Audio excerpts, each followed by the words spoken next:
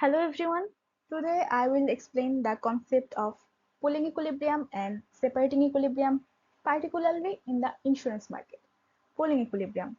In pooling equilibrium, insurers use a contract that attracts both high and low risk individuals while also satisfying equilibrium conditions. Now, we first examine whether a pooling equilibrium can exist. So I will use this figure to guide my explanation. In this diagram, the two axes represent two possible states, one when no accident occurs and the other when an accident does occur. The 45-degree line in the middle represents full insurance. Now we have two types of individuals in the market, low risk and high risk. Their actuarially fair zero profit lines are shown here by BL and BH. BL is the fair line for L type and BH is the fair line for H type. Any contract on these lines gives zero profit for insurers if sold exclusively to that group. Now look at point Z. Z is the pooling contract. This lies on the pooling line, which is drawn using the average probability of loss across the whole population. At Z, both high-risk and low-risk individuals are offered the same premium and coverage. On average, the insurers breaks even. But here is the problem.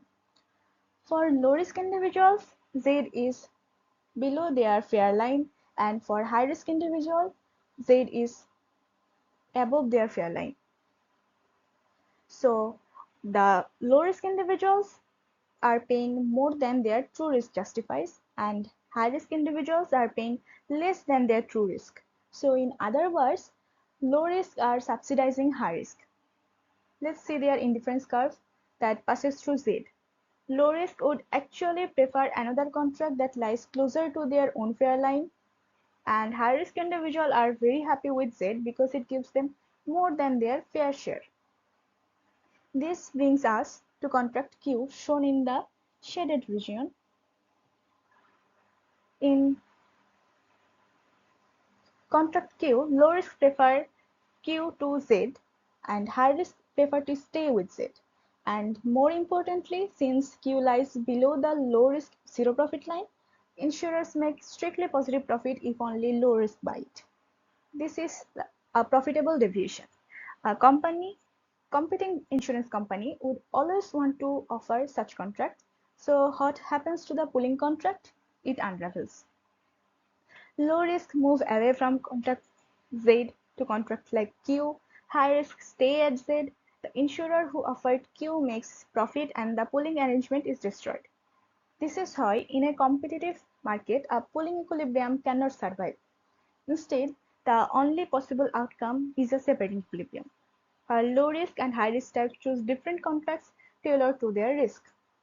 Let's move to the separating equilibrium. So in separating equilibrium, insurer offer a set of contracts where one attract high risk individuals and the other attract low risk individuals while satisfying equilibrium condition. Let's start with the situation that we have two types of individual, low risk and high risk. Low risk means their probability of suffering a loss is small, and high risk means their probability of loss is higher. Each individual wants to buy insurance to protect themselves against a potential loss of size M. An insurance contract is written as a pair PI. P is premium paid upfront and I is payout received if the loss occurs. Insurance companies cannot directly observe who is low risk and who is high risk. This is where asymmetric information comes in. Now imagine if the insurance company would observe risk types perfectly. What will be the result? Both L and H would be given full insurance and premium would be actually fair. Everyone is fully insured and companies break even. This is the first best outcome. But in reality, does this occur? No. Why? Because of hidden information. If both full insurance contracts are offered, high risk individual would have an incentive to pretend to be low risk. Why? Because they could pay the lower premium PL while still enjoying the same full coverage. This violates the incentive compatibility constraint. which requires that each type prefer their own contract. Thus, the fast-paced allocation is not feasible. So what happens instead? Insurance company design contract in a way that separates the two groups, high risk contract and low risk contract. In high risk contract, each type can still be offered full insurance. Since high risk individuals really need insurance, they are willing to pay this.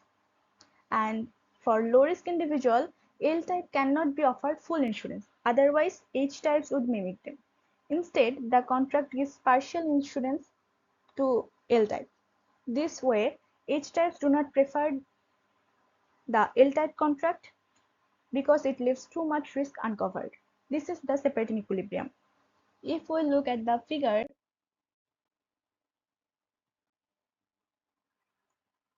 the horizontal axis shows when no accident happens and the vertical axis shows when an accident happens.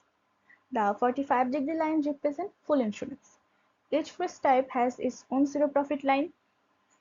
The each contract CH lies on the 45-degree line. Here the CH lies on the 45-degree line. Their contract is at zero profit line for high risk. So each type gets full insurance. But what happens to the low risk? If insurer offer full insurance to low risk types at their fair premium, the contract would lie on the 45-degree line and zero profit line for L, that is CL. But here is the issue. Each type would prefer this contract because it gives full insurance and premium is lower than their own. This violates the incentive compatibility constraint. To stop H types from pretending to be L type, insurer must design the L contract so that H types won't want it. How? By reducing insurance coverage for L types. This makes the L contract less attractive for H type but still acceptable for L type. Here comes CL prime. CL prime is placed where it lies on the zero profit line for L and it also lies on the indifference curve of H that passes through CH. Why this spot? At CL prime, H is just indifferent between CH and CL. Since CH gives full insurance, H will always choose CH contract. L, on the other hand, is still satisfied with CL prime because it reflects their lower risk. Then this ensures that H types are indifferent and therefore do not mimic. However, separating equilibrium does not always exist. If the population has too many low-risk individuals, a pooling contract may dominate. A pooling contract offers the same coverage and premium to both types and can sometimes make both groups better off. In such cases, the separating equilibrium breaks down. To conclude, pooling equilibrium looks stable at first, but it is unfair to low-risk individuals. Competitors can always design contracts to skim low risk. Therefore, pooling is not sustainable. The market settles into a separating equilibrium where risk types are effectively revealed through their choice of contracts. A separating equilibrium occurs when different types of individuals reveal themselves by choosing different contracts. High-risk individuals get full insurance at a full premium, high premium, and low-risk individuals get partial insurance at a lower premium.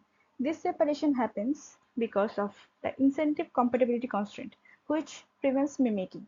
However, the existence of a separating equilibrium depends on the population mix of low and high risk. That concludes my explanation of pooling equilibrium and separating equilibrium in insurance market. Hope you like it. Thank you.